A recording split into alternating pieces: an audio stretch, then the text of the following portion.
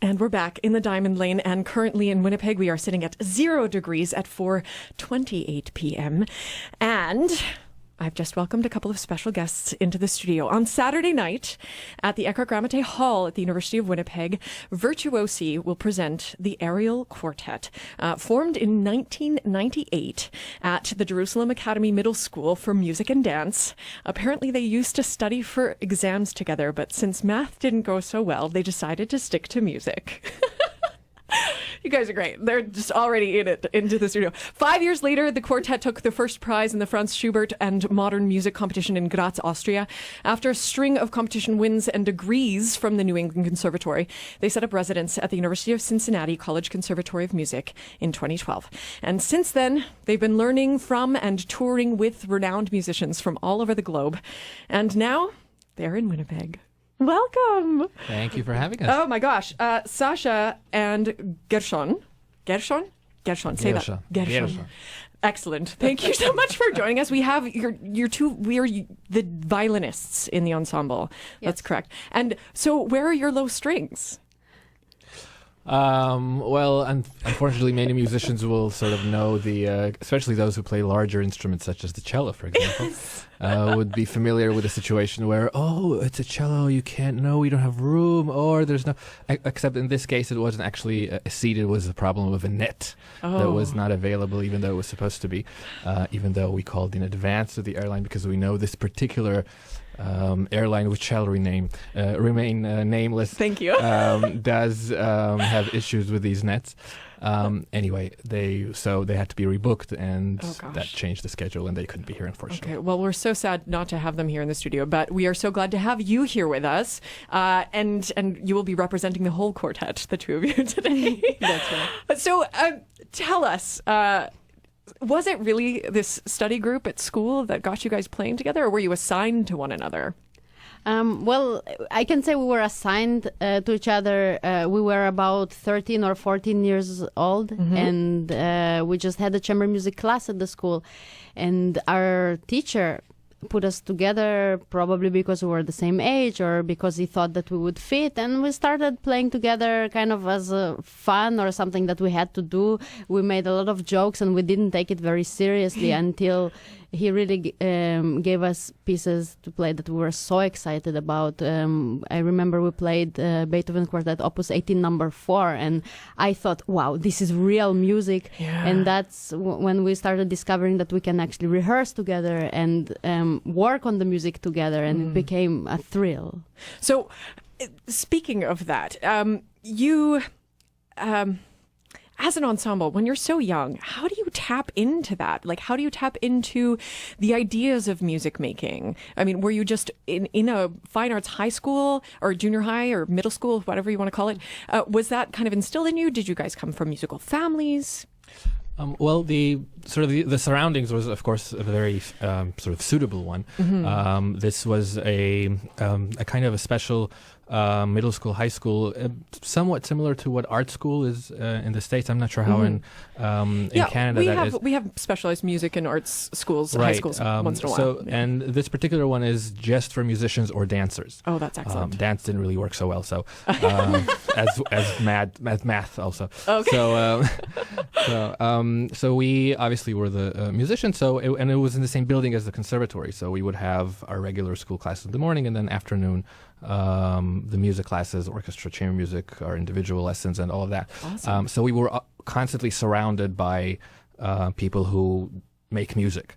So that was one thing. The other thing I think was what Sasha was mentioning before is just the fact that chamber music puts you together with other people. I mean, it's just it's the nature of the business, so to speak.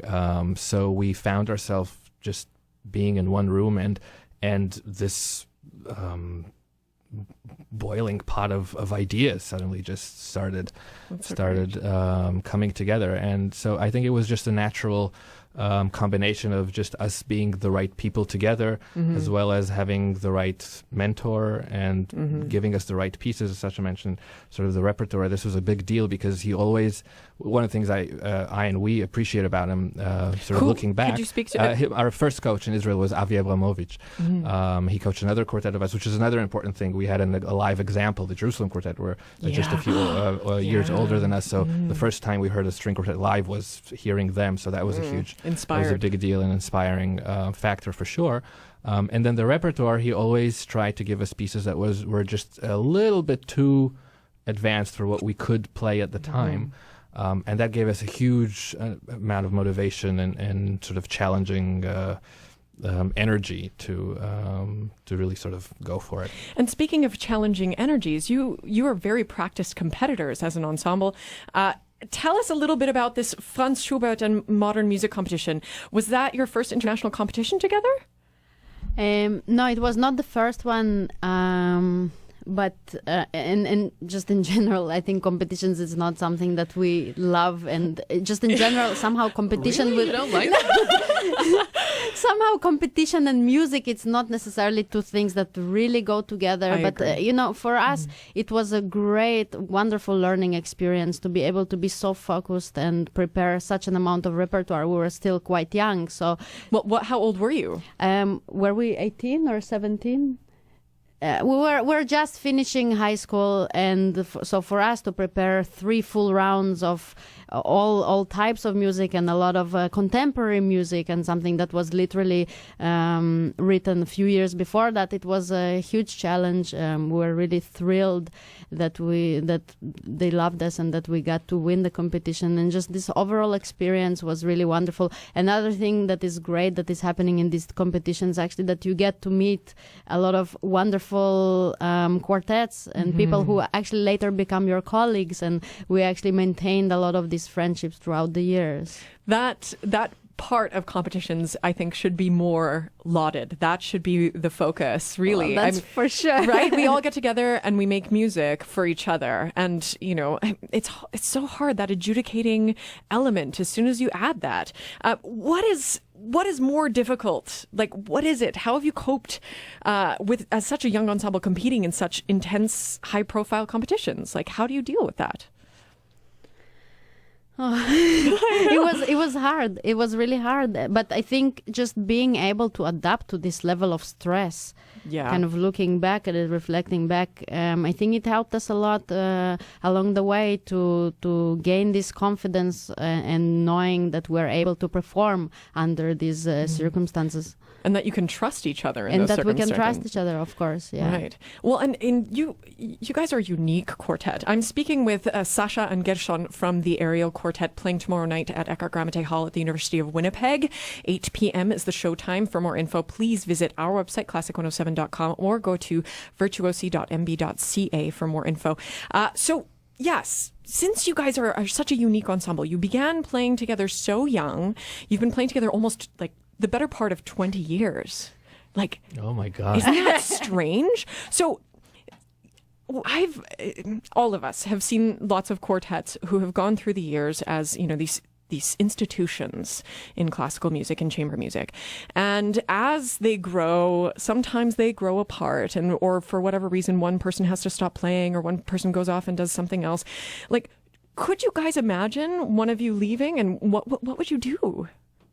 Well, we actually did have one experience like that. Oh, really? After 13 years of playing together, our founding violist left, which was, now looking back, it's a very natural thing. Right, It's something that many quartets, if not all quartets, at a certain point go through. Right. For us, after especially being very young and after 13 years, which is a long time, this was kind of a somewhat of a traumatic event, just because you don't know how to deal with it. Right. And it's always the wrong time. It's always just when you... It's never right time for something like that. Never the right time. Yeah.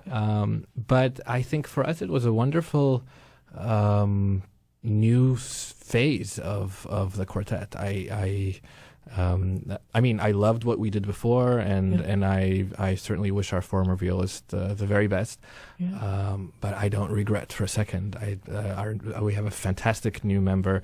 Great. New, I mean, it's really 5 years already. Actually, he and our cellist got married, so that worked well. Congratulations! Well, I'm glad that they got stuck together. If they had to be stuck with anybody. That part worked well, and I think the quartet changed so much for the better after that, and so and I think that oftentimes what happens. I don't think I mean, I can think of a couple of instances where the change was not positive, but I think quartets are if their quartet is experienced and they're experienced musicians, they know how to find the right person that would fit and that will enhance what there already is and also sort of build something new. I think another thing, I definitely agree, Gershon, with what you said, but I do feel that we share some dedication to the group and to one another. And I think this dedication, of course, it comes also from the personal aspect. We're great friends and we feel like we really share something. And at the same time, we are very dedicated to it from a musical point of view. We really feel that by playing together on a regular basis, we can achieve so much more and go to so much more depth with the pieces that we're playing and pieces maybe that we've played many years ago and we come back to them again, which is an experience that you can't really feel with a pickup group or with a group that you play occasionally. So I think we also fell in love with this aspect of quartet playing. Well, I mean, having the luxury, because so seldom do you have the luxury to revisit repertoire, I mean, especially contemporary repertoire, but you guys are based both in the standard repertoire and you do contemporary stuff. Is that right? Well, I think string quartets are really unbelievably lucky, somewhat like pianists and maybe like orchestras. The only really two other mediums that I can compare to in terms of just the sheer amount and richness of the repertoire for quartets starting from Haydn and up till now, including now. I mean, quartets go through a lifetime of playing without having went through all of the available repertoire. So we are very, very lucky, and that's another aspect which we really love about string quartets is that we play what we love because we can find it and it's available and it's there. And there's wonderful material from all of these different periods and in certain periods many different composers. It's a great treat to be able to have such a variety of beautiful. Hey, speaking of, why don't we have a little listen to the chemistry of the quartet as Ariel exists right now. I am currently in the studio with the violinists of the Ariel Quartet, Sasha and Gershon. What are we going to play a little excerpt from right now? Is this something that we're going to hear on Saturday? Well, indeed, yeah. We actually intended to play live for you, but unfortunately, due to unforeseen circumstances, that's not possible. But luckily, just a few days ago, literally a week ago, we played, I think, almost the same program, if not the same program, at a concert series in Wolf Trap, Virginia. I think it's called Chamber Music in the Barns. Okay. And a wonderful concert hall, and they recorded the concert, and we got a recording. And said, "Oh well, okay, let's just put that because that's what we intended to play anyway." So excellent. So what are we going to hear? We're gonna we're gonna hear the first movement of Haydn, the Sunrise Quartet. This is his Quartet Opus 76, number 4. A wonderful piece. This piece we're gonna open the concert tomorrow. Oh, that is the perfect opening. So this comes from the Ariel Quartet, just recorded a few days ago.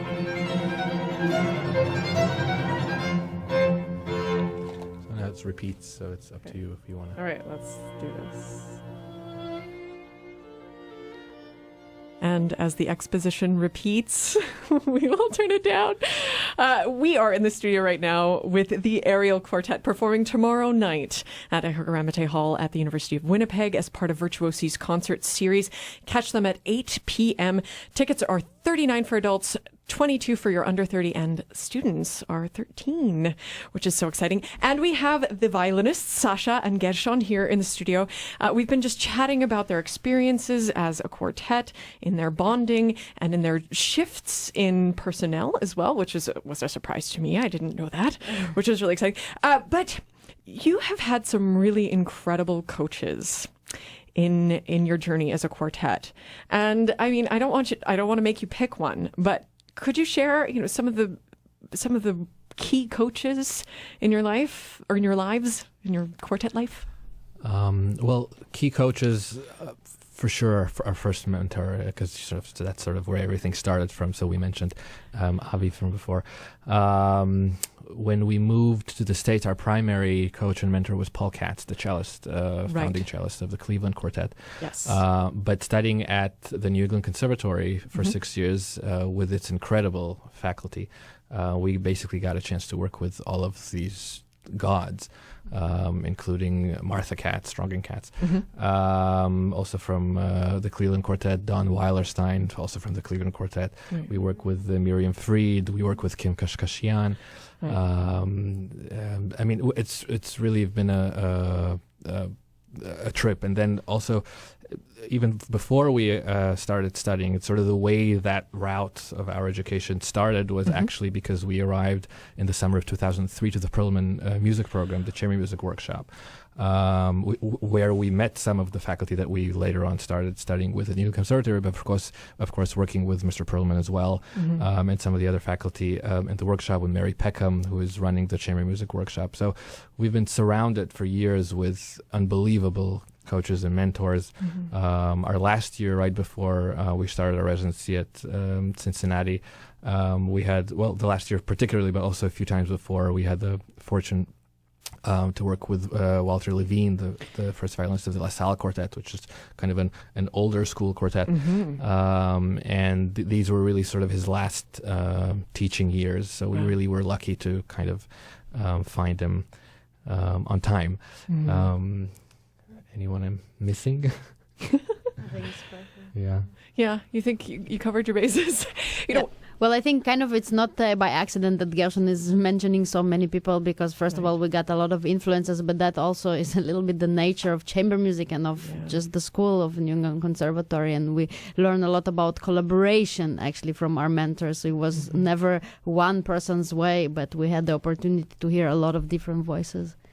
And I think looking back, what we really appreciate and also try to sort of continue and instill that kind of culture where we teach right now is that there was never a situation where a coach sort of had ownership of a student or of a group. And I think that's such a, I mean, it's supposedly obvious, but apparently not in many cases. But it was so important, the fact that was like it, because that's what allowed us to get so much input and even simultaneous input, which can sometimes be confusing for students. But it's absolutely necessary if you really want to kind of be exposed to what's happening and to the different possibilities, both in the instrument and in the group and in the repertoire. So we really try to kind of continue that. When we teach, certainly among the four of us, we constantly share our groups, our students, as well as with other faculty. Yeah. Just layers upon layers upon layers of depth that are illuminated by all of these layers and layers and layers of input. Exactly. Brilliant. So this, of course, contributes to your playing, the ideology of your playing. The concert tomorrow night is titled Classicism with Fire. Now, you as a quartet are notorious for playing with vim and vigor and with such passion and with such contrast. Do you think that that's what sets you apart? Do you think that's is it just what drives you? Like, I don't want to make you, set yourself as apart. Right. Yeah.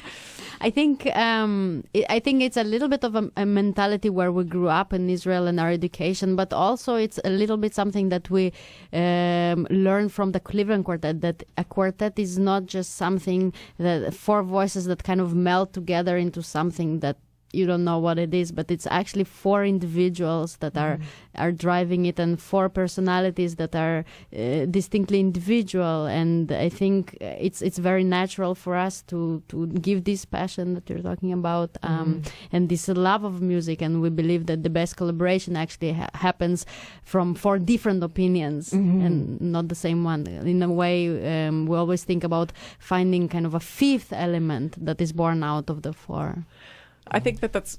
Sorry, go ahead, Gershon. Yeah, I completely agree. And I also think that part of it really stems from the nature of the music and the repertoire. I mean, the string quartet was born at a very interesting time in music where the drama became a thing.